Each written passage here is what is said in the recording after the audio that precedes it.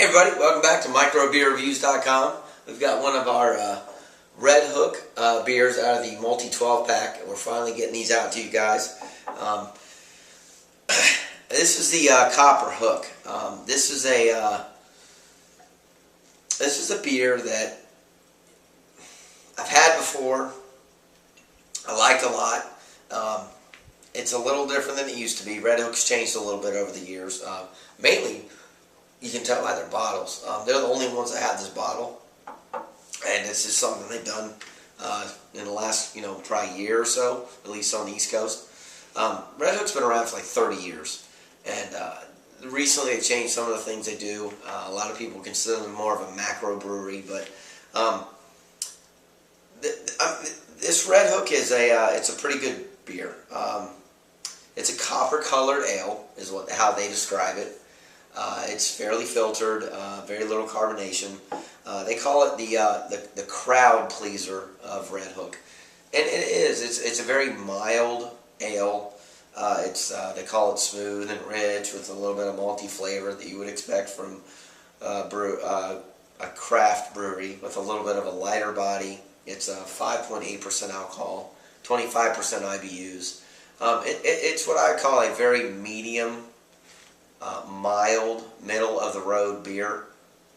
It's been around since 2001. I mean, this beer has been brewed for 10 years, which means that people like it. If people didn't like it, they wouldn't keep brewing it.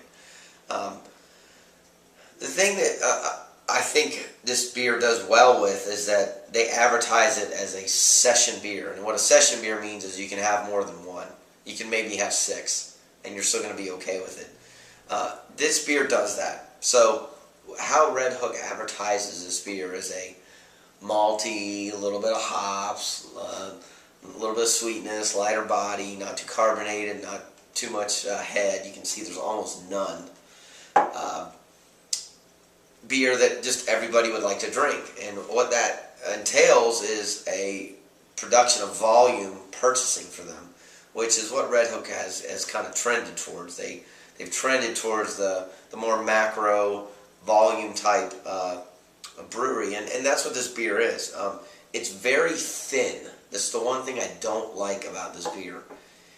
Even if you move it around, it just doesn't have a lot of character to it. It doesn't have a lot of hop flavor to it. It doesn't have a lot of sweetness to it. It doesn't have a lot of malt to it. I don't mean to repeat myself, but it just doesn't have a lot of things and characteristics that other beers have that you want to buy again.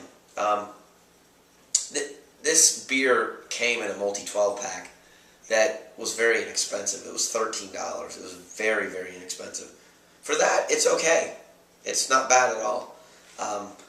A lot of people will like this beer, and a lot of people would buy a 6-pack of this, take it out on the lake in the summer, maybe campfire in the winter, whatever, and have 1 or 6 of them and like them.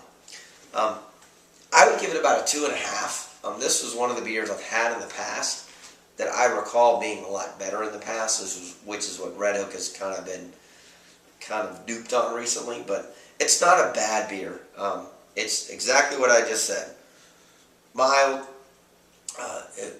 definitely a session beer, definitely something you can have different times of the year. It's brewed year round, and it's not bad. It's okay. So not a riveting review, but worth doing. It's worth trying.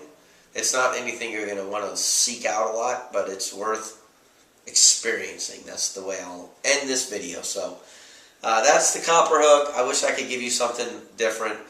Their phrase is think gold and silver are overrated, try copper. I'd have to disagree. But anyway, thanks for watching microbeerreviews.com. Check it out if you'd like. We appreciate you watching our videos. See you again real soon.